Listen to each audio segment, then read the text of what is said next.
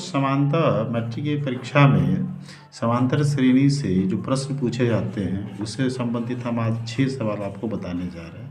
वैसे कई सवाल पूछे जाते हैं और इसी से मिलता जुलता कई सवाल रहते हैं। अगर ये 6 प्रकार के सवाल आपको बनाने आ गए तो आप निश्चित रूप से अन्य सवालों को भी बना लेंगे। कुछ अन्य प्रकार के जो डिफिकल्ट सवाल होगा मैं अगले वीडियो में डाल दूँगा, तत्कालीन आप इन सवालों को देखो।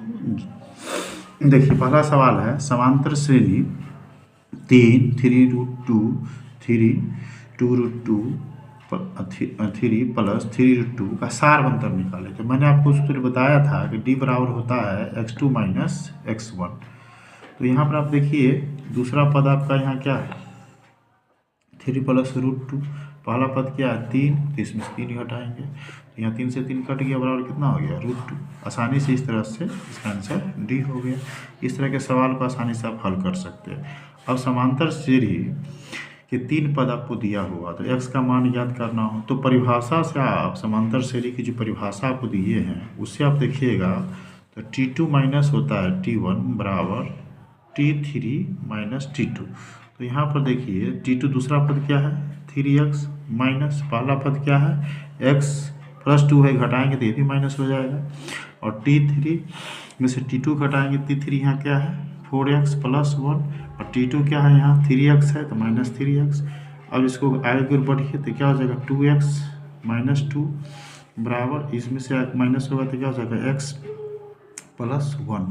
इसी में आप आगे की ओर बढ़िए तो ये इधर आकर माइनस हो जाएगा 2x - x बराबर इधर आकर प्लस हो जाएगा 1 + 2। तो ऐसी स्थिति में x बराबर क्या हो गया 3x + 2 या 3 यहाँ x का मान ज्ञात करना था कहाँ है c में। तो इस तरह से परिभाषा से संबंधित सवाल पूछेगा तो आप बना सकते हैं।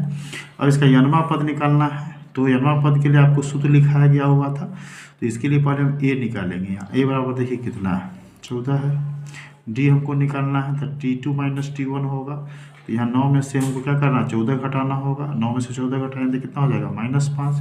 और यनवा पद का आपका सूत्र है a + n - 1 × d।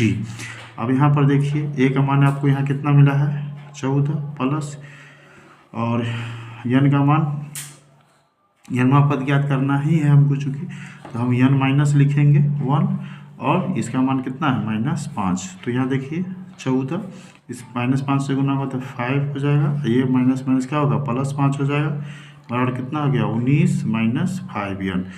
ये दोनों जुटा तो 14 × 5 = 19, 19 - 5n कहाँ है 19 - 5n बी में। इस तरह से आप बना सकते हैं। यहाँ पर यनवा पद की जगह आपको कोई अंक दिया रहेगा तो इसी सूत्र में भर के बना सकते हैं।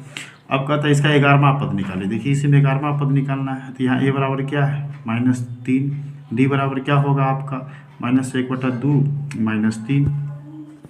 -3 है, यहाँ -3 हो जाएगा क्योंकि यहाँ पे a का जगह माइनस है इसलिए -3 हो जाएगा तो -1/2 -3 प्लस हो जाएगा माइनस प्लस हो जाएगा तो यहाँ 2 हो गया -1 प्लस 3 दूना 6 बराबर कितना आ जाएगा 5/2।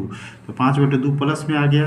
अब 11वां पद निकालना है तो T11 बराबर आपका सूत्र हो जाएगा a की जगह पर हम क्या लेंगे -3 लेंगे प्लस यहाँ 11n की जगह पर -1 और d का मान यहाँ कितना है 5/2 बराबर देखिए -3 प्लस यहाँ 10 आ जाएगा उन्हें 5/2 हो जाएगा तो इसे कट जाएगा तो कितना हो जाएगा 5 बराबर -3 प्लस 25 एक क्या आ जाएगा 25 में से 3 जाएगा तो 22 हो जाएगा। तो यहाँ देखिए 22 कहाँ ए में।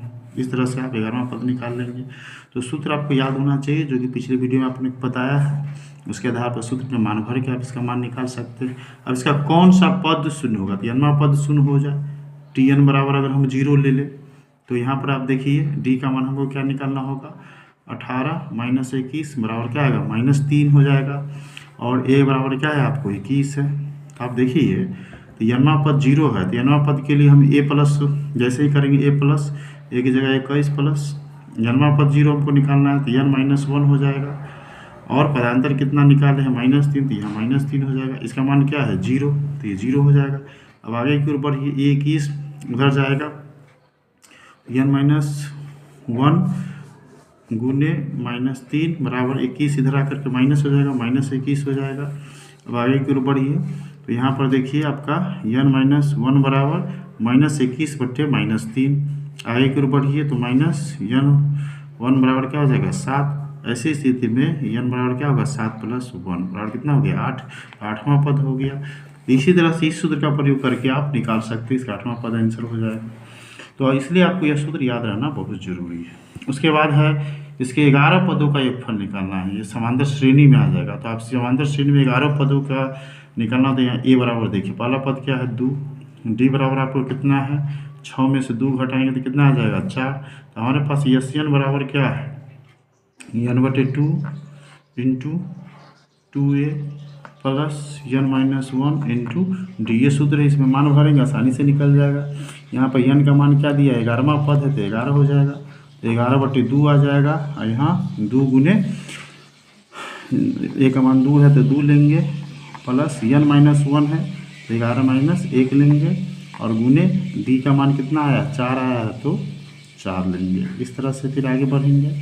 तो अब देखिए आगे क्या होता है आपका 11/2, यहाँ देखिए 4 प्लस 10 गुने 4 हो जाएगा।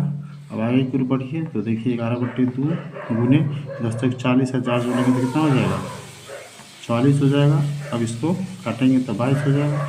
22 का 11 से गुना करेंगे, 11 दूनी 22, 8 से 2 11 22 2 24, 242 इसका आंसर होता है। कहाँ है बी में आंसर हो जाएगा। तो इस तरह से आपको जब सारे सूत्र याद रहेंगे जो पीछे बताया गया है, तो कोई भी सवाल पूछे आप आसानी से हल कर सकते हैं।